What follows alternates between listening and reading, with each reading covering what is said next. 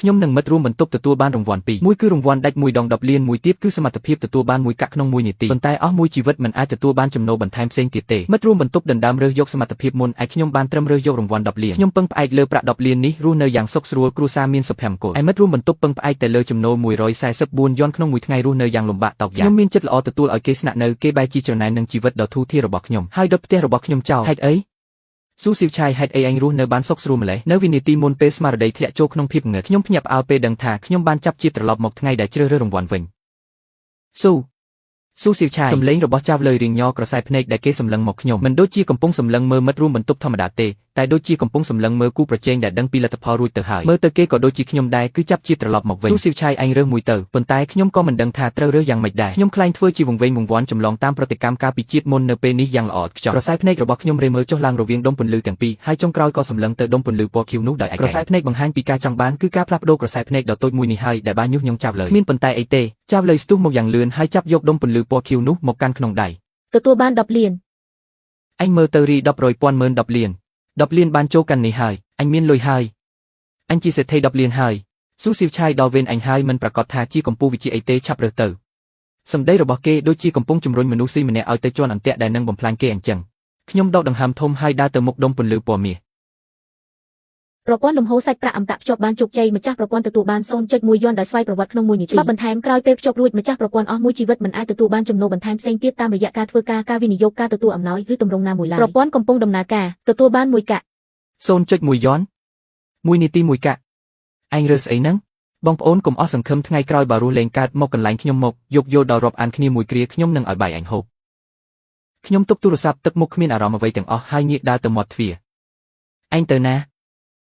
រើចេញពឹងលើលុយមួយនាទី1កាក់របស់ឯងជួបផ្ទះកើតទេនៅអន្តេវាសិកដ្ឋានឲ្យស្រួលបួលទៅខ្ញុំមិនរើសអើងឯងទេមិនបាច់ទេជូនពរឲ្យឯងមានអនាគតល្អ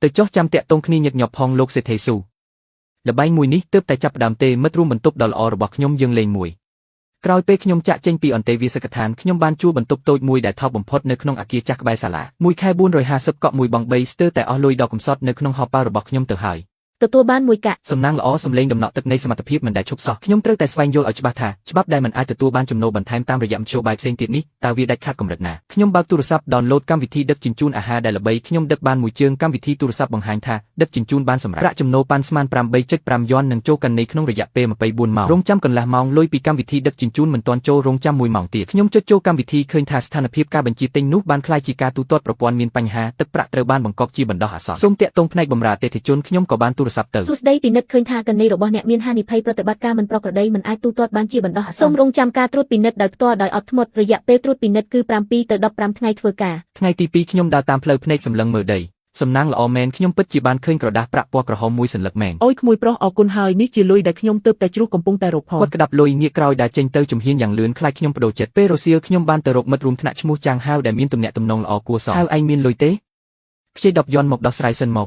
ថ្ងៃស្អែកសង្វិញ10យន់គ្រប់ទេខ្ញុំវេរឲ្យអញ50ទៅមិនបាច់ទេ10យន់បានហើយគាត់វេរលុយ10យន់ឲ្យខ្ញុំតាម WeChat ទូរស័ព្ទខ្ញុំញ័របង្ហាញថាការផ្ទេរប្រាក់រងចាំការទទួលខ្ញុំចុចចូលរៀបចំទទួលប្រាក់នៅលើអេក្រង់លោតចេញសារព្រមានមួយកាន់នីភីគីមខាងទៀតមានហានិភ័យការផ្ទេរប្រាក់ត្រូវបានរារាំងទឹកប្រាក់ត្រូវបានបង្វិលសងវិញអាហាយ៉ាងម៉េចហ្នឹងប្រព័ន្ធមានបញ្ហាទេដឹងខ្ញុំវេរម្ដងទៀតសាកម្ដងទៀតនៅតែលោតត្រឡប់មកវិញភ្លាមចាងហៅធ្វើមុខលេលឺកាន់នីខ្ញុំមានបញ្ហាមែនខ្ញុំសាកវេរឲ្យអ្នកផ្សេងមើលអាហាវេរឲ្យសង្សារខ្ញុំបានតែចម្លែកម្លេះឬមួយក៏កាន់នីឯងមានបញ្ហាប្រហែលហើយមិនអីទេអត់អីទេ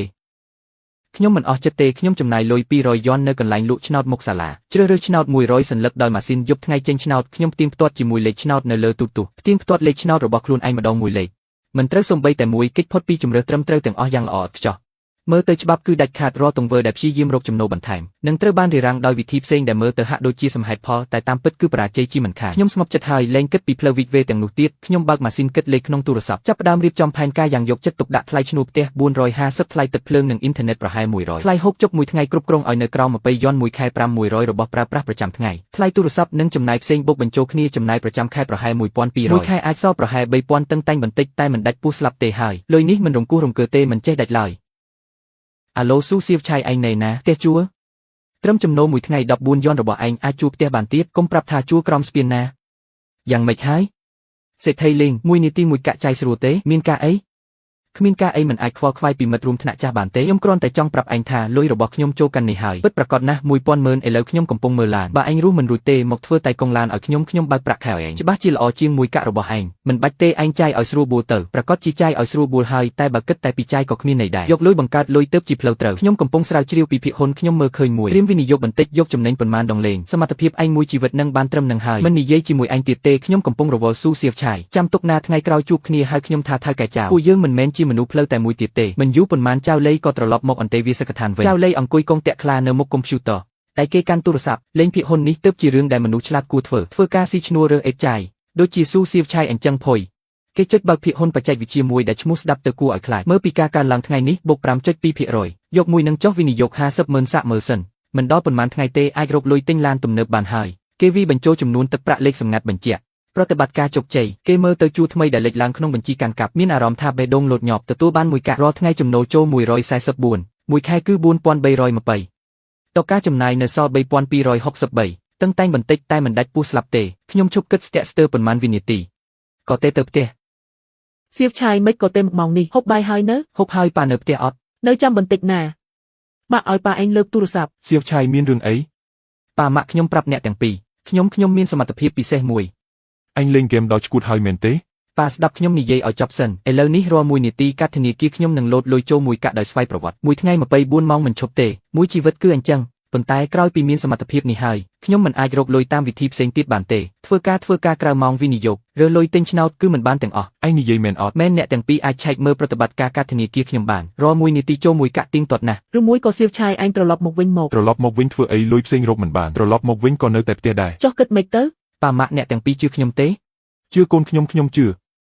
ម៉ាក់ក៏ជឿដែរនិយាយគ្នាប៉ុន្មានម៉ាត់ទៀតខ្ញុំក៏បិទទូរស័ព្ទក្នុងចិត្តខ្ញុំស្ងប់ជាងមុនច្រើនផ្ទះនៅតែមានប៉ុណ្ណឹងគ្រប់គ្រាន់ហើយពេលជាមួយគ្នានោះនៅក្នុងបន្ទប់អតិថិជនធំនៃក្រុមហ៊ុនមួយបាត់មួយនៅកណ្ដាលទីក្រុងចៅលីសម្លឹងមើលអេក្រង់ភ្នែកឡើងក្រហមថៅកែចៅកុំប្រញាប់ទីផ្សារភាគហ៊ុនមានឡើងមានចុះការប្រែប្រួលធម្មតាស្អីអញទិញតាំងពី3ថ្ងៃមុនធាន High Technology ឯងថានឹងឡើងច្បាស់ចុះឥឡូវនេះធ្លាក់ 20% ហើយអានឹងគឺទីផ្សារកែតម្រូវតើចុះមួយនេះទៀត Harvard Pharmacy ឯងថាជាភាគហ៊ុនល្អនឹងណូស្អីម្សិលមិញចេញព័ត៌មានអាក្រក់ធ្លាក់ដល់បាត់តែម្ដងចៃដន្យឲ្យទេសំទល់ឲ្យកណ្នីរបស់ចៅលីនៅសល់តែជាង5លាន3សែនប៉ុណ្ណោះមួយសប្តាហ៍គេខាត់ចិត្ត5លានមិនបានទេមិនអាចបន្តបែបនេះទៀតទេត្រូវតែយកដើមវិញឲ្យបានលោកចៅតើលោកទៅណាមិនបាច់ខ្វល់ទេអ្នកណាគេបងលីគឺខ្ញុំសៀវចៅលើកមុនបងថាមានកន្លែងចង់លេងតូចផ្ញើអាសយដ្ឋានមកយកលុយមកឲ្យគ្រប់ផងខ្ញុំមិនជឿទេកាត់ម្ដងទៀតហើយនៅតែសេរហូតទៀតយប់ជ្រៅម៉ោង11ជាងខ្ញុំចេញពីហាងងាយស្រួលដើរទៅផ្ទះជួលពេលជិតដល់ទ្វារខាងលិចសាលាឃើញចៅលីអង្គុយនៅមាត់សួនផ្កាក្បែរផ្លូវគេភាំងបន្តិចសម្លឹងមើលថង់ផ្លាស្ទិកក្នុងដៃខ្ញុំយីស៊ូសៀវឆាយយប់ម្លេះហើយនៅចេញមករើសអេតចាយទៀតឈប់សិន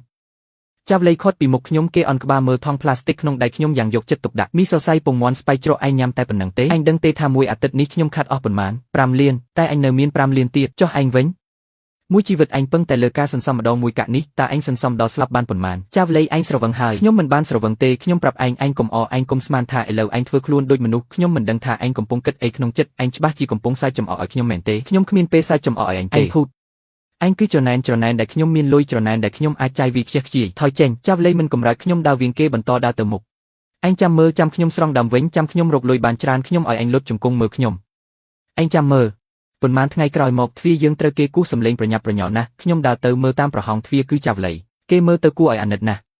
់ឯងមកធ្វើអីបងស៊ូទីបំផុតខ្ញុំរកបងឃើញហើយគេនិយាយបណ្ដាប្រជ្រៀតចូលបណ្ដាតែភ្នែកសម្លឹងមើលទៅក្នុងផ្ទះឃើញប៉ាម៉ាក់ខ្ញុំដែលលឺសូមាត់ដើរចេញពីបន្ទប់ខាងក្នុងពូមីងអ្នកទាំងពីរត្រូវតែជួយខ្ញុំណាសៀវចៅឯងកើតអីហ្នឹងប៉ាខ្ញុំសួរក្នុងសម្ដីមានការប្រុងប្រយ័ត្នខ្ញុំធ្លាប់ប្រាប់ពួកគាត់លំអិតពីរឿងចៅលីរួមទាំងរឿងគេកើតម្ដងទៀតដណ្ដើមយក10លាននិងរឿងចាយវាខ្ជិះខ្ជាយពេលក្រោយនិងរឿងសើចចំអកឲ្យខ្ញុំតាមផ្លូវពូខ្ញុំរស់លេងកាត់ហើយត្រូវគេបោកលុយអស់រលីងឥឡូវសំបីតែហូបចុកក៏ជាបញ្ហាថ្លៃឈ្នួលផ្ទះក៏បងលែងរួចស៊ូសៀវឆាយយ៉ាងហោចណាស់យើងក៏ធ្លាប់ស្គាល់គ្នាឯងមិនអាចឃើញស្លាប់មិនជួយទេដឹងខ្ញុំដឹងថាឥឡូវឯងក៏មិនងាយស្រួលដែរតែយ៉ាងណាក៏គ្រាន់បើជាងខ្ញុំដែរឲ្យខ្ញុំខ្ចីបន្តិចមកឲ្យខ្ញុំខ្ចីតែបន្តិចមកឲ្យខ្ញុំឆ្លងផុតឧបសគ្គនេះថ្ងៃក្រោយខ្ញុំធ្វើគោធ្វើសេះសងគុណអ្នកទាំងអស់គ្នាចៅលីកុំសម្ដែងទៀតឯងមើលនេះសំឡេងយំរបស់ចៅលីឈប់ភ្លាមគេសម្លឹងមើលអេក្រង់ទូរស័ព្ទទឹកមុខប្រែជាស្លេកបន្តិចម្ដងសัญลักษณ์នេះគឺឯងបើកស្រាស្ពេដើម្បី10ឯងថាយប់នេះកូនប្រុសតកោចៅជាអ្នកចេញលុយនៅមាននេះទៀតបន្ទប់លេងបៀពីយានមួយអាទិត្យកន្លងទៅឯងទៅ8ដងចៅលីកន្លែងនោះជាកន្លែងត្រឹមត្រូវមែនទេ10លានរបស់ឯងនោះមិនមែនត្រូវគេបោកអស់ទេគឺឯងចាយអស់ខ្លួនឯងស៊ើបអង្កេតខ្ញុំត្រូវការស៊ើបអង្កេតទេពេលឯងខាត់លុយវាបំបែករបស់ជាប្រតិក្នុងអន្តេវាសិកដ្ឋានបន្ទប់ក្បែរនោះហឺទាំងអស់